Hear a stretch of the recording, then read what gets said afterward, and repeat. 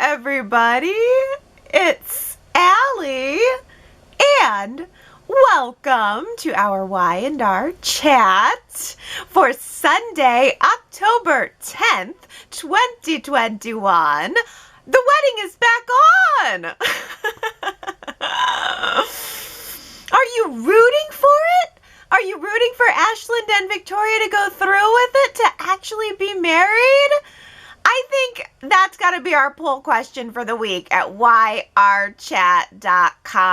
Are you wanting them to tie the knot, or are you hoping that somebody puts a stop to it? Oh, I, for one, am thrilled that Victoria had the patience to let Ashland explain himself. He said, "Oh, I'll tell you my big secret. But first, a 14-hour plane ride, dinner, a glass of wine, a tour of the Palazzo, and a few more episodes. Just hang tight. We'll get there." Oh. But now the secret has been revealed, and it turns out Victoria has nothing to worry about. Ashland Locke only screws over dead people. Dead best friend? Steal his identity. Dead mentor? Steal her fortune. Are you dead, Victoria? No? Then you're fine. And I am fine. I am fine with it. I really don't see what all of the fuss is about. Ashland found out that his beloved mentor, a woman who he looked at as a mother figure, had died and left all of her money to a cat sanctuary. Of course, he worked with his attorney to fudge the will, and I, for one, think he made the right decision. What were those cats going to do with all of that money? Those cats would have blown the entire fortune in 2 days on Meow Mix and catnip. At least Ashland Locke bought 2 TV stations with it. Yeah, honestly, I have no problem with any of this. As long as I don't have to be married to Ashland Locke, I really don't mind if Victoria still marries him. In fact, I want her to marry him. Okay, I'll admit the optics on this are a little bad. What it says about Ashland is that when the chips are down, he is the kind of guy who is not afraid to do some dirty work.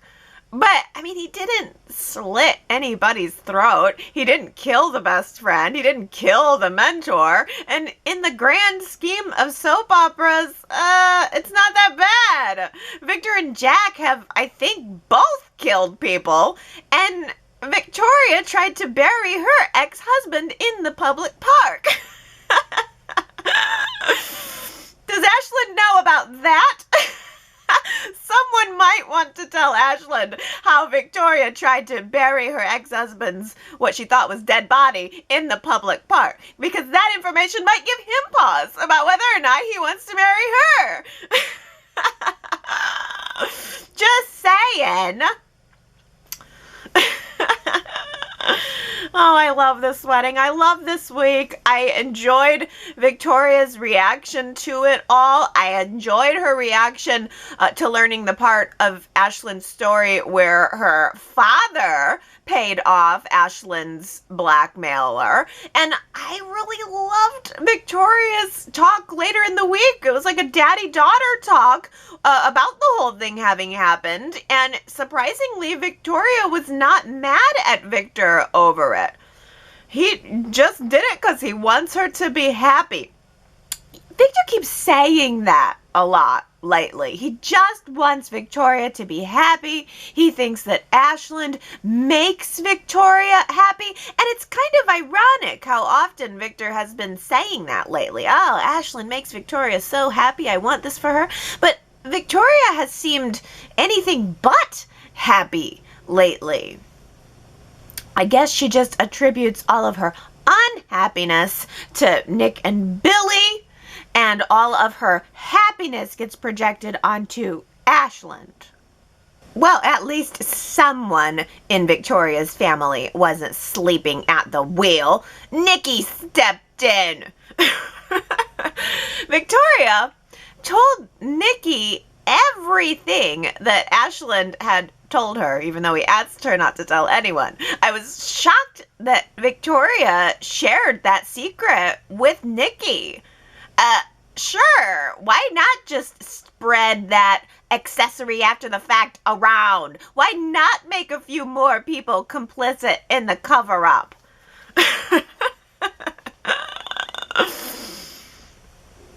But we needed Nikki to dig in there. Nikki did not like that Ashland put Victoria into this position, and so Nikki asked him to call off the wedding so that Victoria wouldn't be put in the position of having to. I thought that was a very bold move by Nikki.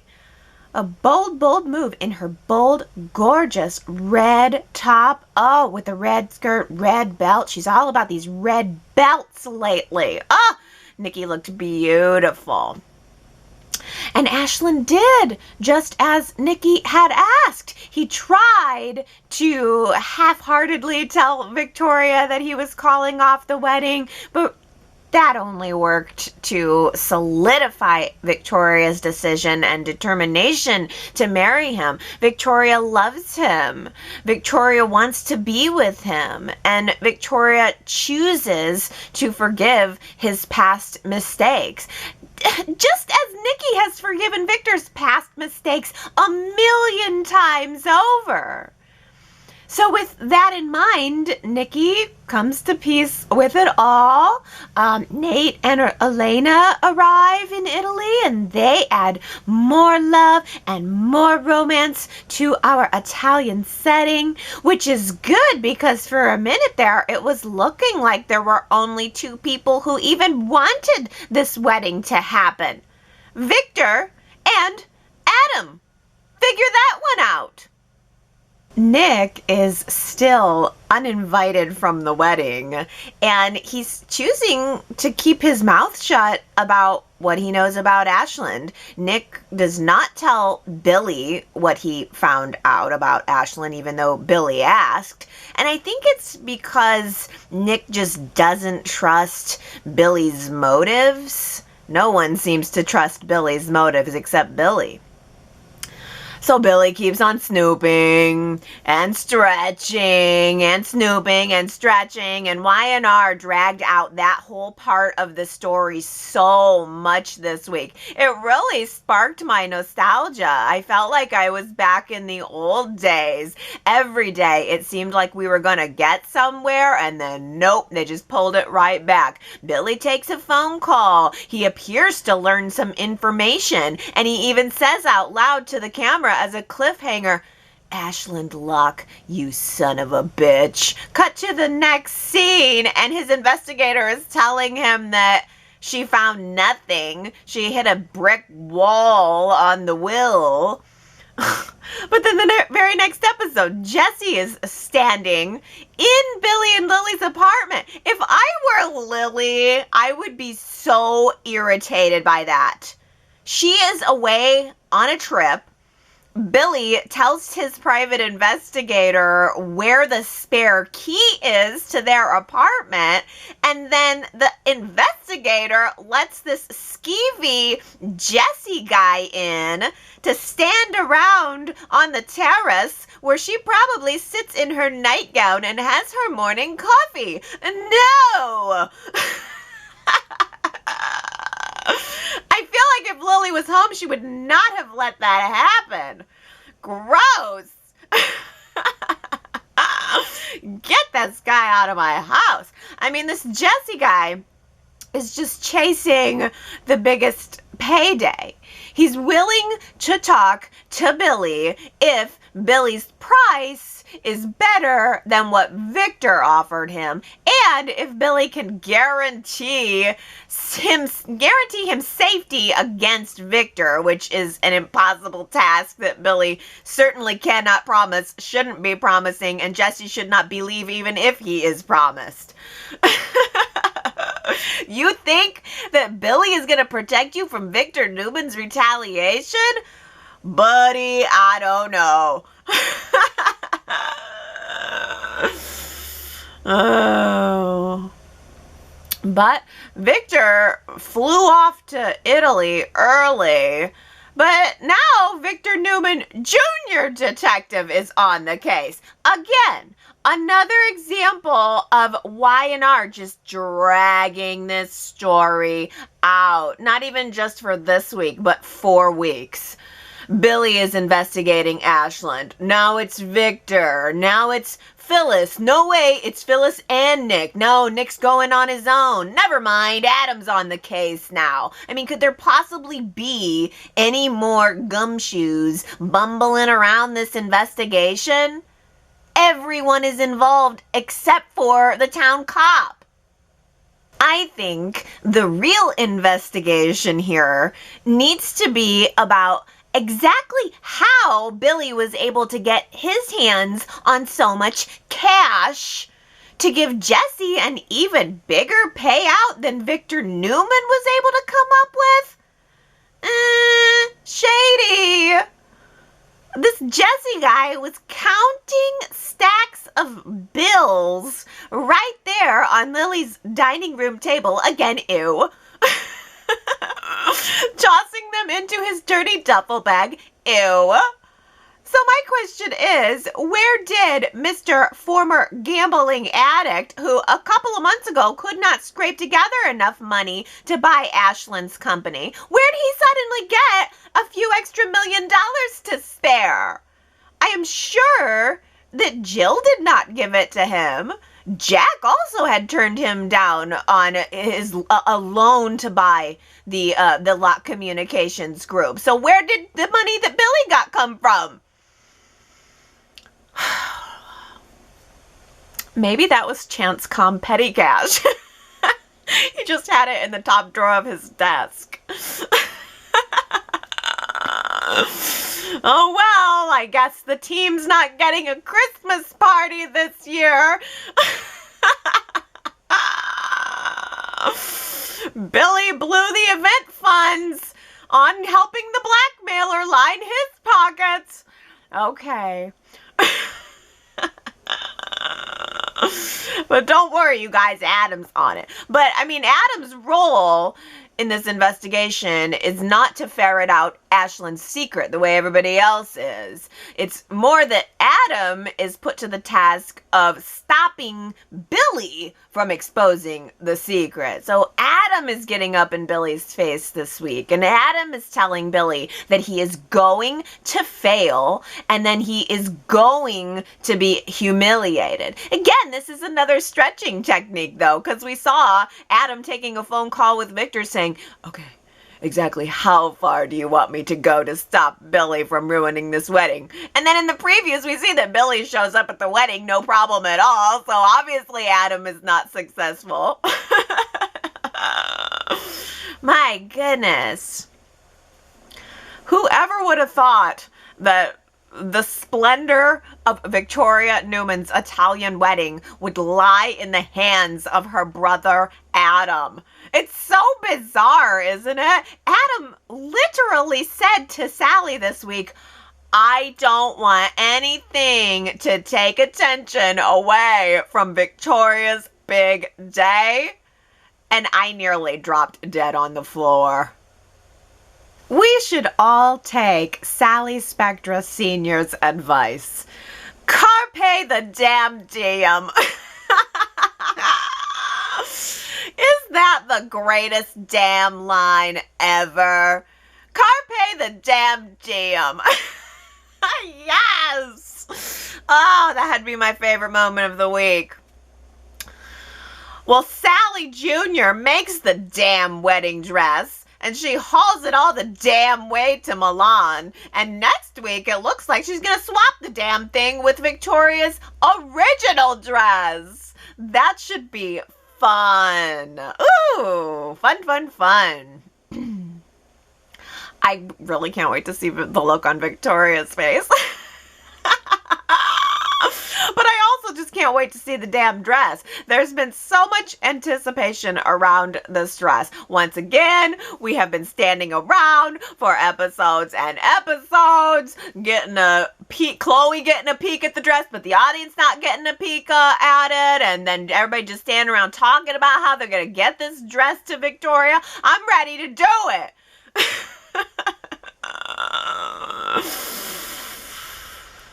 But Sally had to wait until Adam was ready to go because Adam has agreed to let her bum a ride on his private jet. That's right, Sally.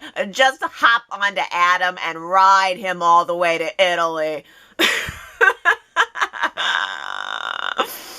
As colleagues, of course. Colleagues, nothing more.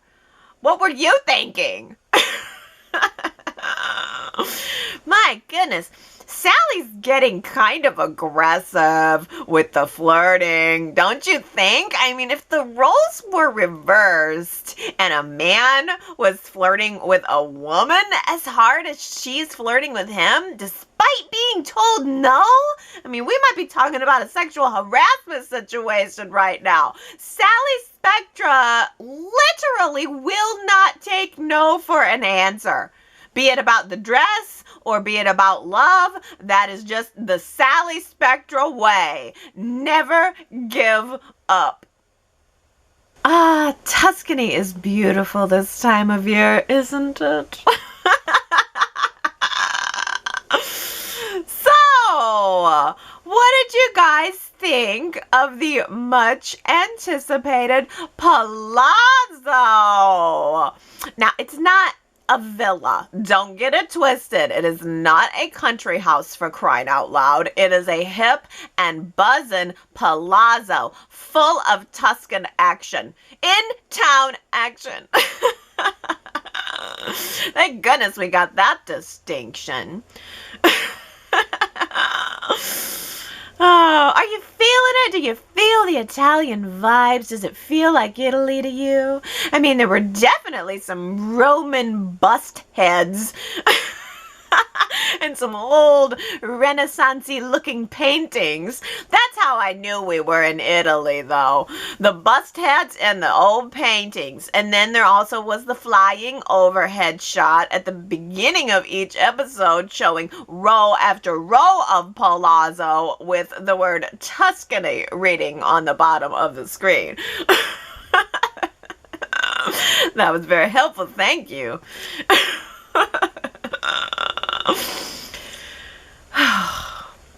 Hey, I loved it. You know I love a new set. And I thought this new set felt very fresh, very airy. It had sort of an open air feel. We had a main bedroom. We had a main room and a bedroom and the terrace area that was open. It was a lot to take in. I mean, it was a very big set. It was a lavish set.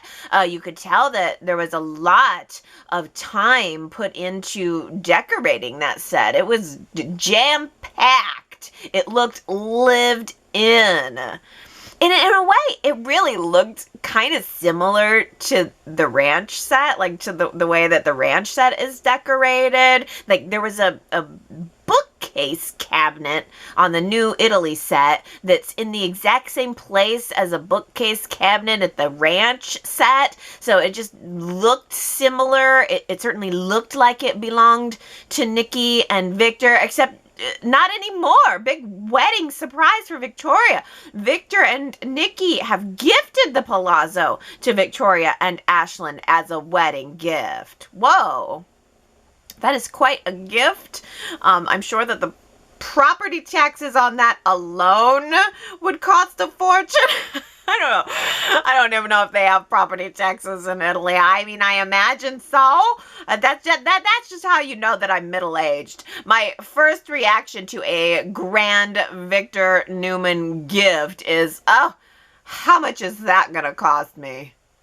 I do kind of wish we could have had some outdoor scenes. Like, I wish we could have gotten down into the courtyard beyond the terrace. I think that would have mixed things up a little bit. I mean, beggars can't be choosers, so I hate to ask for too much, but I was reminded this week of when Lily and Kane got married at Catherine's Parisian home, and Y&R filmed in this lavish courtyard somewhere. I mean, it wasn't Paris. I'm sure it was just somewhere in LA, but it gave the impression that they were in a courtyard in Paris, and it just gave the whole show, the whole episodes, the whole wedding like a light, breezy feel. It felt like a vacation, you know? And that's the cool thing about being at the Palazzo this week. It does feel a little bit like we're all on vacation. Not gonna lie, though, I was expecting 2 weddings for the price of 1. I'm kind of disappointed. I thought we were gonna get Ashland and Victoria's wedding plus Kyle and Summer's wedding. But lo and behold, Nikki and Victor show up at the Palazzo and tell us that they just came from Kyle and Summer's wedding in Milan. It's already over. It happened off screen. We didn't get to see it. Bummer. But I can see from the previews that Kyle and Summer will be showing up as guests at the Tuscany wedding next week. That's fun. That's great. I'm happy to see them. But I don't know about you. But I will say I object to Kyle's haircut. I do not like it. I don't know why he buzzed it. It was maybe buzzed for a new role or something, but his longer hair was so cute. It was shocking to see him with less hair. Oh well. Oh well. It is good to see those two back on screen. They got done kind of wrong. I think the audience got done kind of wrong by getting rid of them. But so I'm happy to see them on screen and happy together. Will Harrison and Zippy be there too? Did Harrison and Zippy get one of Victoria's red lace wedding invitations? And will they be in attendance? I mean, Harrison and Zippy are about to become Victoria's new son-in-laws. Oh no! Dominic has a crisis! He won't stop crying! Relax. He's a bread loaf. He's probably just a little moldy. Just slice off the moldy part and keep going.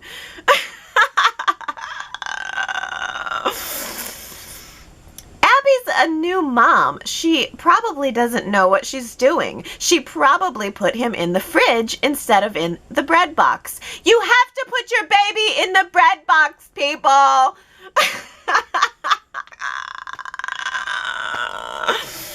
Oh. Abby needs help, and she thinks about calling Mariah, but Mariah asked for space, so Abby calls Devon instead. Oh, I feel bad that Abby is all alone. No husband and no family, apparently. She's all alone in the $1 million mansion. But I just think Abby should not be calling Devon over like he's the baby's father. If that's not the intent moving forward, I think it sends the wrong message to Devon and to Mariah and to baby. I mean, Devon's a good friend, and that is awesome. I just think if Chance were around, then she would not have called Devon, and it's awkward because like she can't call Mariah because the baby doesn't need 2 mothers, but there's no dad in the picture, so it's okay to give Devon a call. But then what happens if Chance comes back, which he won't? But I don't know. I would find somebody else to lean on if I had to. It is absolutely amazing that Amanda doesn't feel threatened by this at all. Devon gets the phone call from Abby that she could use some help, and Amanda just waves him off. Just go ahead, babe. Phyllis and Amanda had a catch-up chat about this, and Phyllis did ask Amanda about it, but Amanda says that she does not feel threatened by Devon's relationship with Dominic, and that she wants them to spend as much time together as possible. But has it occurred to Amanda that all of the time that Devon is spending with Dominic, he is also spending it with Abby? All night, overnight. Isn't able to call her because he fell asleep in the chair next to Dominic. Like, for how long is that going to be okay with Amanda? Mariah starts out this week telling everyone that she is fine. She totally glosses over the baby conflict with Tessa when talking to Sharon about it all. Mariah says she's doing better. She even wants to pay a visit to Abby to apologize to her for moving out so abruptly. But when Mariah gets there, she walks smack dab into the middle of Abby and Devon being mom and dad to Dominic during his health crisis. And instantly, it seems like Abby doesn't want Mariah's help. Abby won't answer Mariah's questions about what steps she's taken to make things better. Abby just reassures Mariah that everything is fine, but also tells her that she's not taking Dominic to Italy, where he would fit right in with that name. I mean, Dominic and Bobby DeFranco in Italy. Ooh! Abby's going to stay in Genoa City instead of going on the trip. And Abby tells Mariah that she's going to work on switching Dominic over to formula, officially ending the connection and the providing that Mariah has had to and for Dominic. It's kind of just one more way that Mariah is officially no longer needed. And I'm sure that in Abby's conscious mind, Abby is thinking that she wants to minimize Mariah's role so as not to cause Mariah any more pain. That's what Mariah asked. Mariah decided to walk out of the mansion. Mariah decided to separate herself physically so that she could continue on with her life and begin to heal. So I think Abby is thinking that she just wants to continue that and facilitate that. But I could also see the argument that Abby is maybe subconsciously trying to eliminate her own competition as mother. And she's also bringing in Devon as kind of a pinch hitter for the missing father, and that's kind of sticky and icky. But again, I know that Abby's lonely, and I know that she's desperate for help, so I don't know. Mariah freaks out about Dominic's illness, freaks out that she might have to stop pumping her breast milk and providing for the child that she really wants to be with, wants to provide for, wants to stay connected to. So Mariah tells Tessa that, well, if Abby's not going to Italy, then I'm not going to Italy either, just in case Dominic needs me.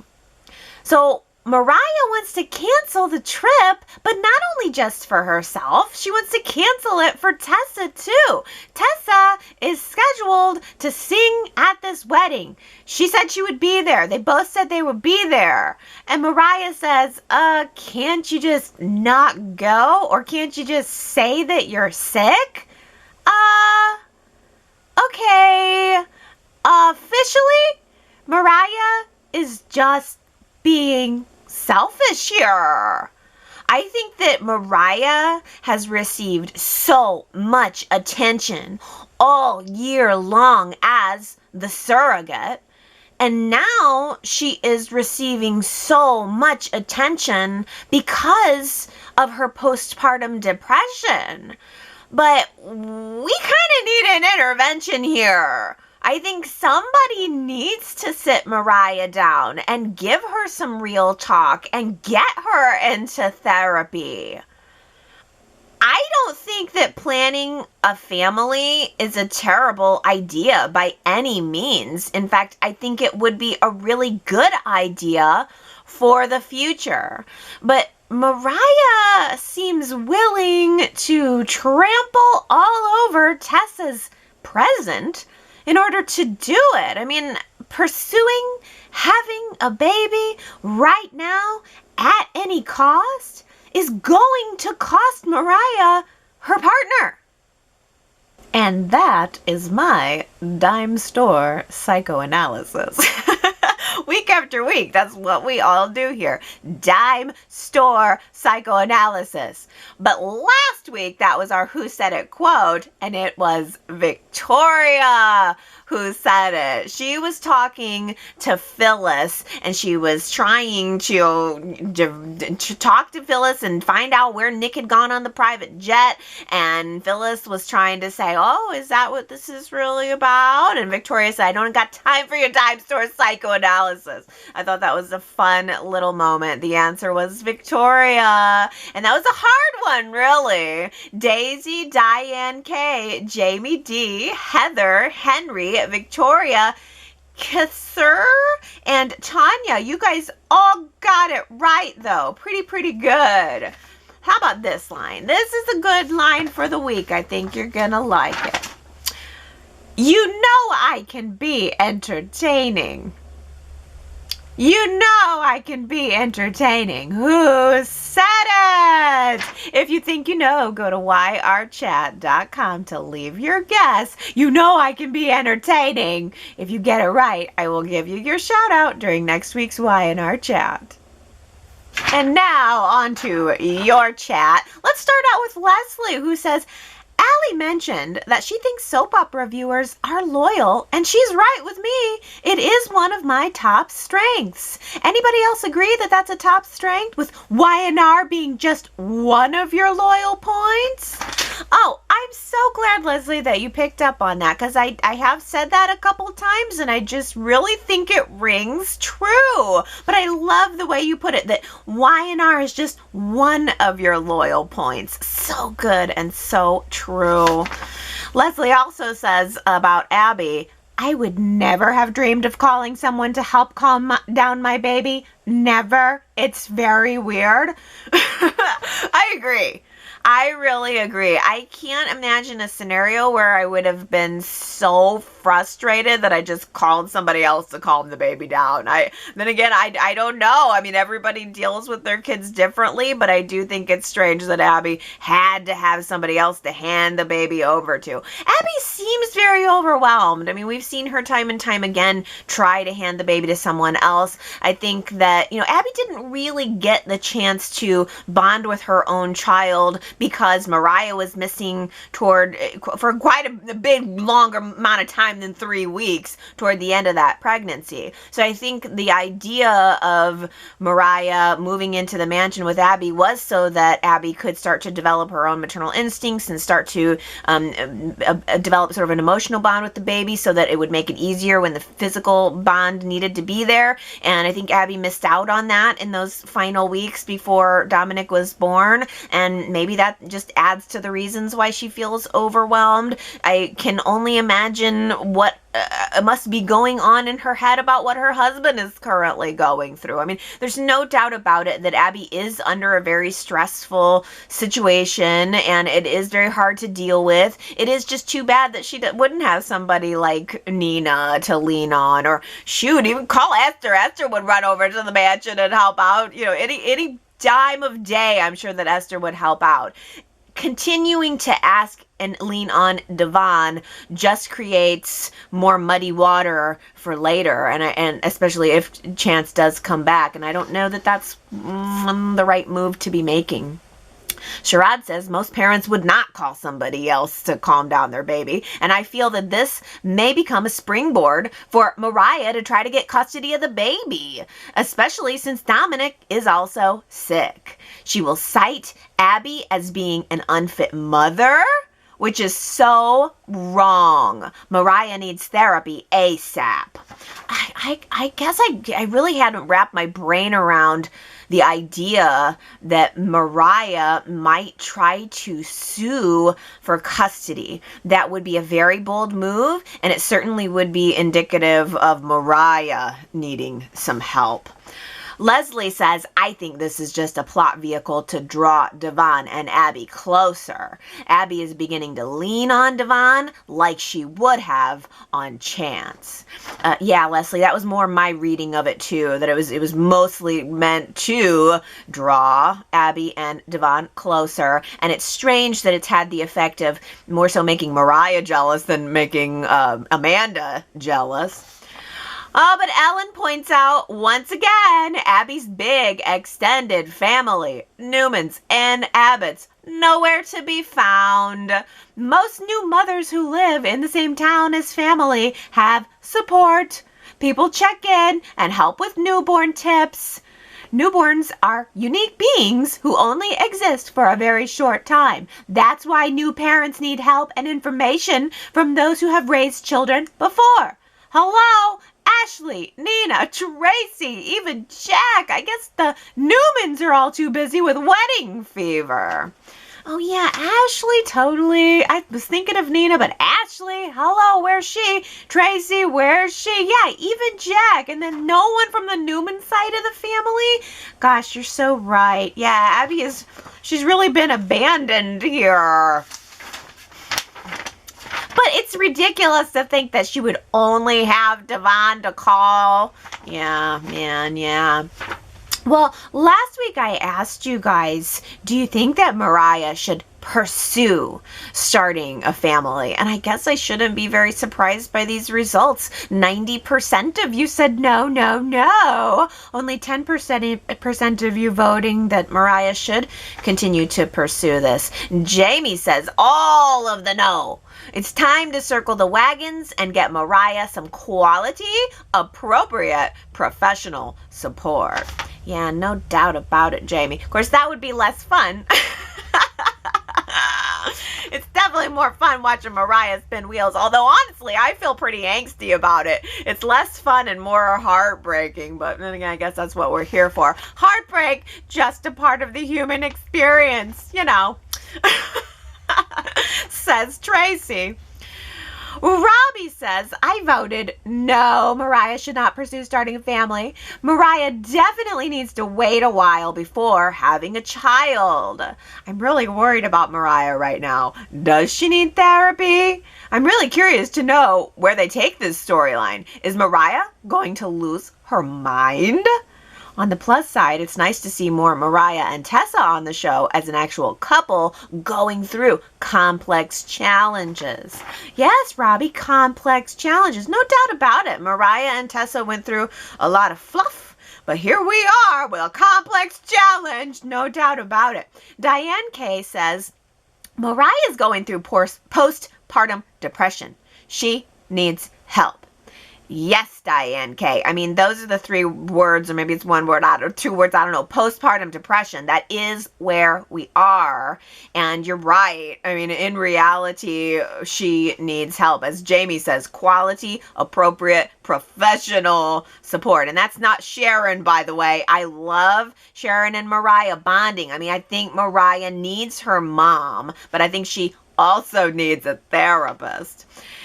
But Tony voted yes, Mariah should pursue it.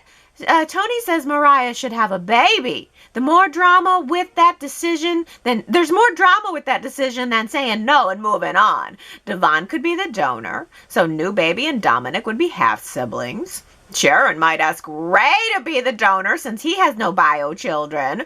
Mariah might not really like new baby when it gets here, so Sharon and Ray could raise it. Random donor could end up being Chance by some twist. And all of this will, of course, alienate Tessa, who just needs headspace and a concert tour anyway. Oh, so Tony votes yes for the chaos. I like that about you, Tony. Yeah. I mean, it's like so easy to say, well, Mariah needs the professional support, and there's no doubt about it in reality she does. But I like that you vote for the drama. That is why we're here. Keisha says absolutely not to pursuing the family. Keisha says you can't fix your problems by adding a baby. Mariah is being extremely selfish, expecting Tessa to drop everything right now and carry a child. Tessa didn't say no, but just not right now. Why does it have to be Tessa? It's interesting. Why did Mariah's mind go there? You almost would think that Mariah would be at least kicking around the idea of getting pregnant again herself. I would not have expected it to come in the form of a pressure for Tessa to do it. I would have expected Mariah to want to turn around and get pregnant again herself. That would make more sense to me. I don't know why Mariah's mind immediately went there, but you're absolutely right, Keisha. You can't fix your problems by adding a baby. Sherrod, oh, actually, no, Marianne V agrees with Sherrod's theory that Mariah might sue for custody, saying it's not fair to push Tessa into having a baby. I think since that's not working out, Mariah may sue for custody of Dominic/Bowie.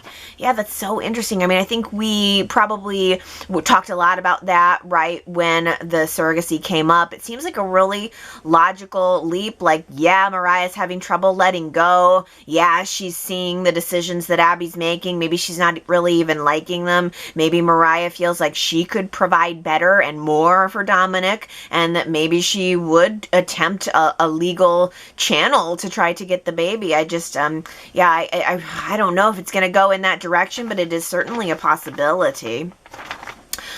Oh, let's switch topics. Sandra says, Allie, you had me cracking up right out of the gate last week when you said, "You talking to me?" That may be from a well-referenced movie line, but let's just say it's pretty close to real life around these parts. I'll admit, one of my sons is Rocco the Fourth, and one is Vincent. And Franco and DeFranco are common last names where I come from. Talking to me?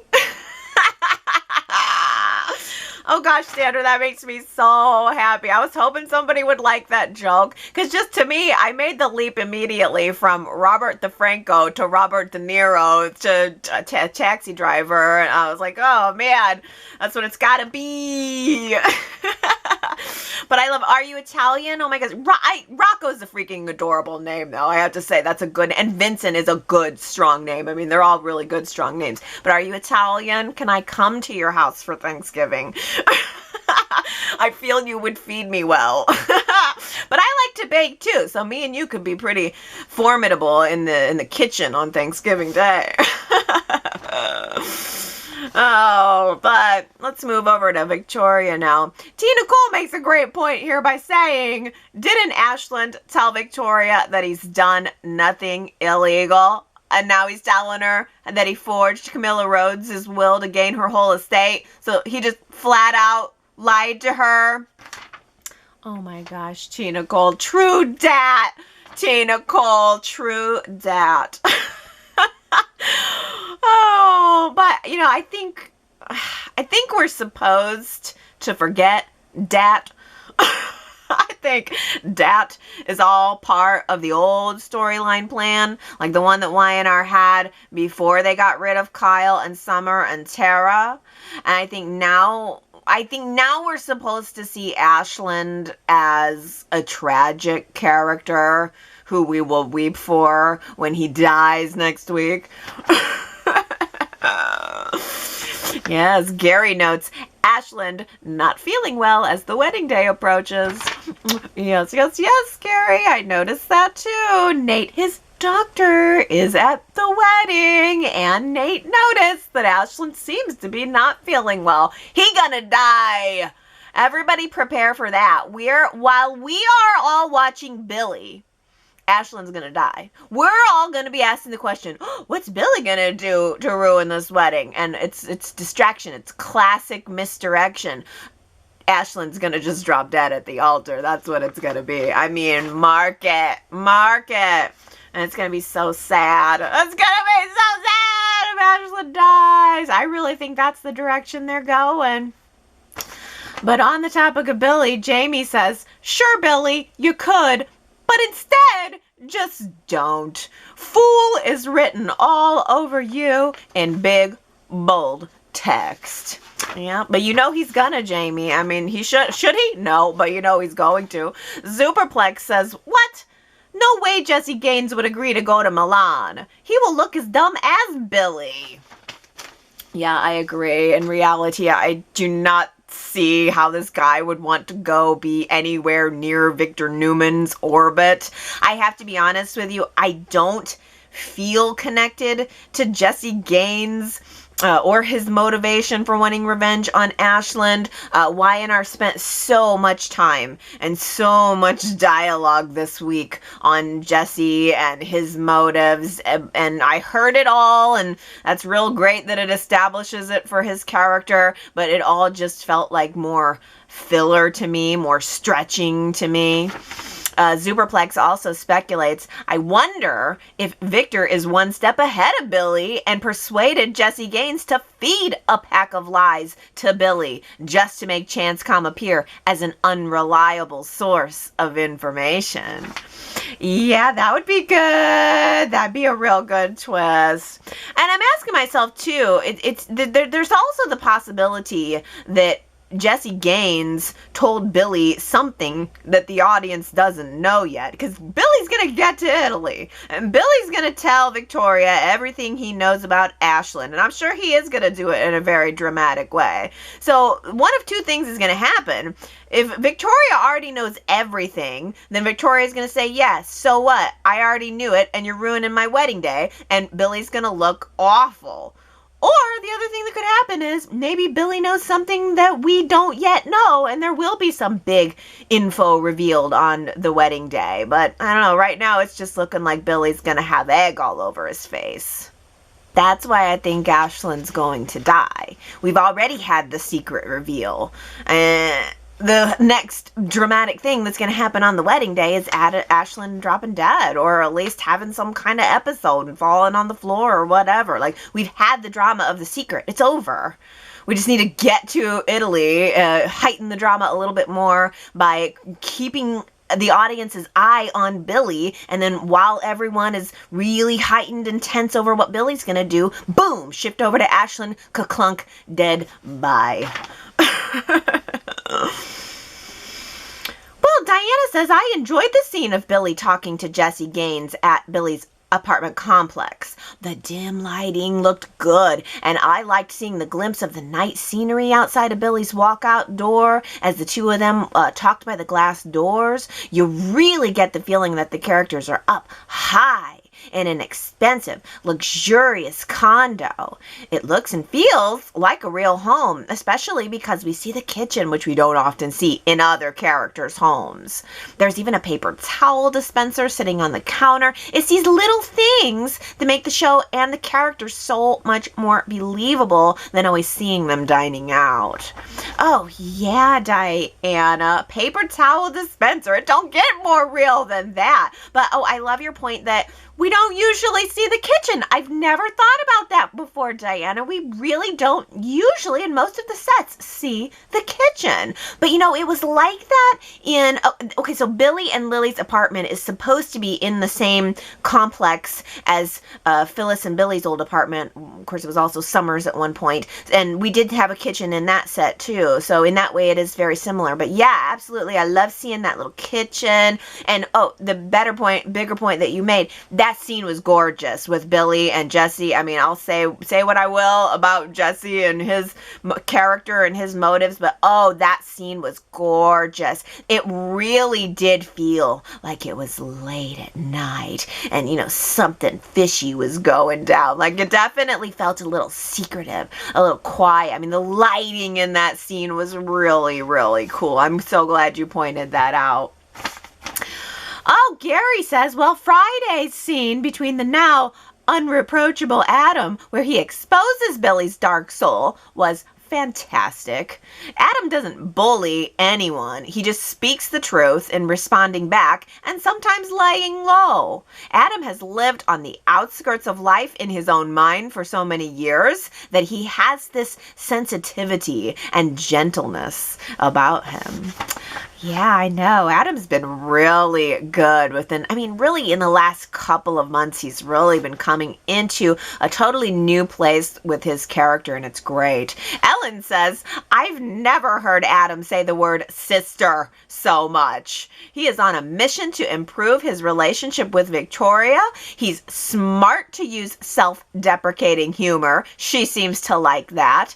And I wonder if Adam will want to win over his sister Abby at some point. Yeah, I have to say, it's kind of way better seeing Adam on the inside of all this, because there's just so much that character can do. I like seeing him being used on the inside of the action instead of just being the target of the action. That's been really good. And Leslie says, I absolutely love the conversation with Adam, Elena, and Nate. Well, at least I loved Adam's demeanor during that meeting. Mark Grossman really is showing great acting chops with his reinvention storyline, and I love him not being the town pariah so much. Yeah, reinvention storyline's a good way to put it, but I'm glad that we're past the I'm a changed man part. Fine. Let's be it. We're past saying it and everybody doubting it and getting stuck in that whole same cycle. Let's just be it, and we're here, and it's good. Jamie says, I am shocked by how much I have warmed up to Sally. I am digging how the powers that be seem to be finding the right vibe and balance of her trademark boldness and subtle vulnerability. Miss Sally strikes me as a crafty schemer with big city sass and a kind heart buried under a lifetime of heartbreak, a sad, undeniable awareness that she has more often than not been her own worst enemy, combined with a deep-rooted fear that here and now, as well as in her future, she will never shine brighter than her infamous past misdeeds. Still, can't believe how much I'm liking Sally right now. Ooh, me, who knew that she would grow on me.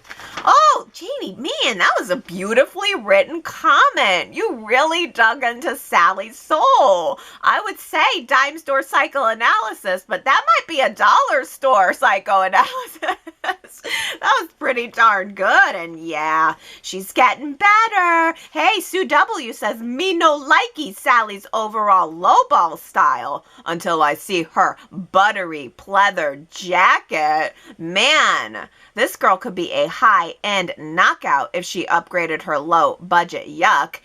And I think we're starting to see that slow evolution. Ooh, so you like her buttery pleather jacket. So are we talking about that metallic bronze jacket that she had over the long animal print dress? Yeah, it was an interesting look. I'm not huge on metallic, but I mean, with Sally with her like red, fiery, bottle red hair, totally pulled it off.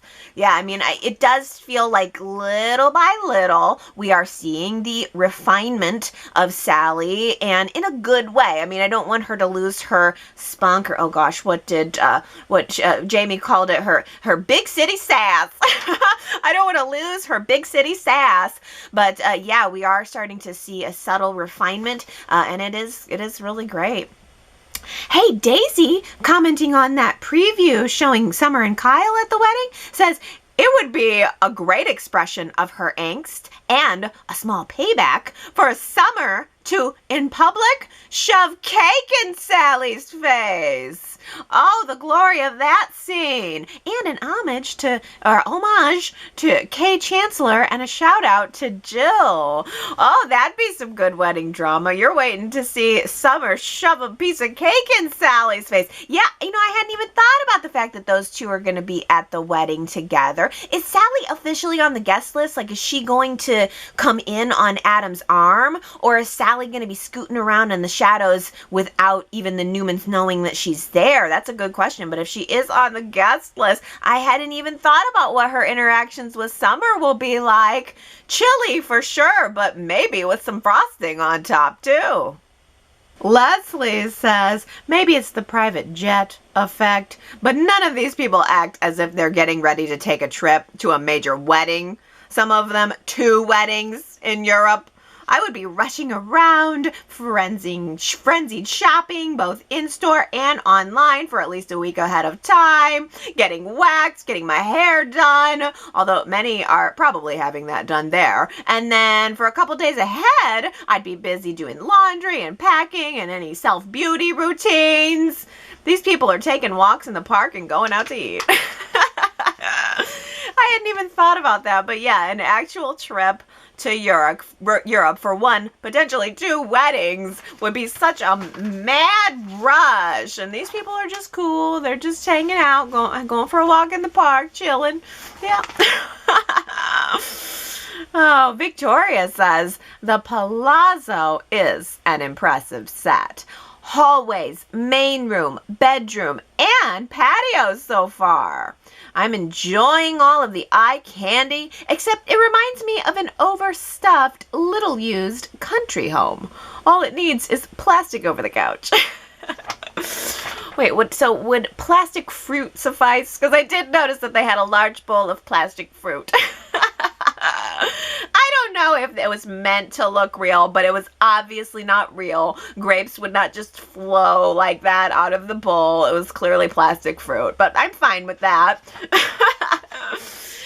It's funny that you thought it looked little used. I thought it looked almost too lived in. It seemed like maybe Nikki and Victor were doing an Airbnb in the meantime, renting that out to people when they weren't in Italy. I don't know. I mean, yeah, Victor and Nikki aren't even in Italy enough to need a whole palazzo. I don't think we've ever heard of them doing any business in Italy, but apparently they're there so often they needed their own home. But yeah, I thought it looked very lived in. Diana says, I really like the sets that Y&R has made for the palazzo in Tuscany, and I have to say, the sets are not what I would have expected. They're much better than I would have imagined. I think that Y&R did a great job making us feel like Victoria and Ashland are in Italy. The background scenery on the beautiful patio outside where Ashland and Victoria sat looked lovely. This could be the reason why we've been seeing so many flashbacks of the previous episodes that we saw just a few days ago. The money saved went into the very detailed sets. It's refreshing to have some new scenery instead of the same old coffee shops and restaurant. Keep up the good work, Y&R. No doubt about it. Keep up the good work, Y&R set designers. I mean, I think we frequently say that. We do frequently have a lot of good things to say about the sets on the show, the lighting on the show. Yes, I agree. I love the palazzo. Well, Michelle says Y&R gave Richard Berge fans an Easter egg in Tuesday's episode.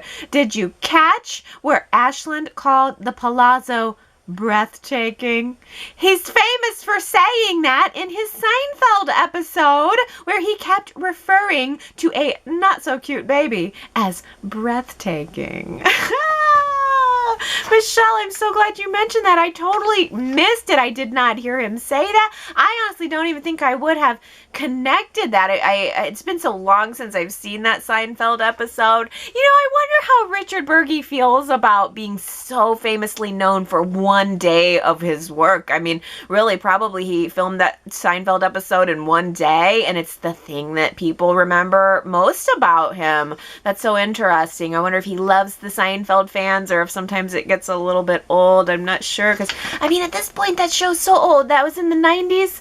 Oh my goodness, that show's probably, those episodes are probably 25, 30 years old at this point. I bet he likes it. He seems like a nice guy. He seems like he would have a good sense of humor about it all. Oh, well, hey, I have our first Y&R Chatter birthday coming up this week. Glenda, happy birthday on Friday, October 15th. Glenda's birthday on Friday. Glenda, stop by and say hi at yrchat.com this week. I would really love to hear from you. I'm so happy to be able to give my very first birthday shout out to you. Yay!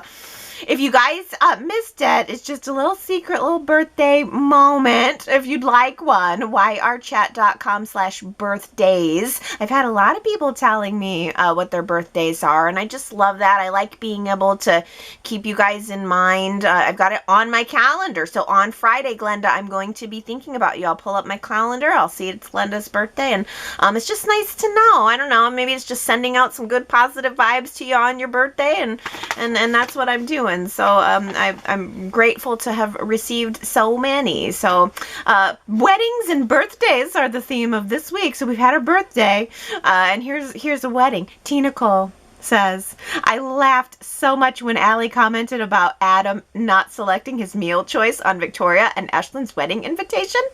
I just got married last weekend, and I know the feeling when you have to follow up on a guest's meal selection. It hits close to home. Tina Cole, congratulations! A real life wedding right on top of a soap opera wedding. How cool is that? I mean, you had to have been making so many connections between Victoria's wedding planning and your own. That is just really amazing. Did you have any dramatic surprises at your wedding? Like, did anybody rush in with some incriminating evidence for you? Just to consider, just so you know, before you marry this person, they've done something illegal and you must know about it. Or more importantly, did anyone secretly swap your wedding dress for a custom designed dress that they thought would look better on you? That's so good. So good. This week has been so good. I mean, there's been a lot of stretch, but I mean, all in all, whatever. It's fun. It does feel like a vacation, doesn't it? Feels like we've spent all week in Italy, and I'm sure we're going to spend all next week in Italy. I mean, I think probably the wedding is going to be 5 days next week. It's going to be all next week. And I think probably the real juicy drama is not going to really ramp up till the end of the week. That's typically how it goes. So we just relax. We're going to sit back like Monday through Wednesday, and we're just going to enjoy the stretch. Just get into the stretch. And then Thursday and Friday, I'm sure they're going to ramp up the drama. And then Sunday, we're going to come back here and talk about it. So go to yrchat.com to leave your comments about the chat or about the show as you're watching it. And I can't wait to see where we are next Sunday at this time. I love you guys. I hope you have a really good week. Bye.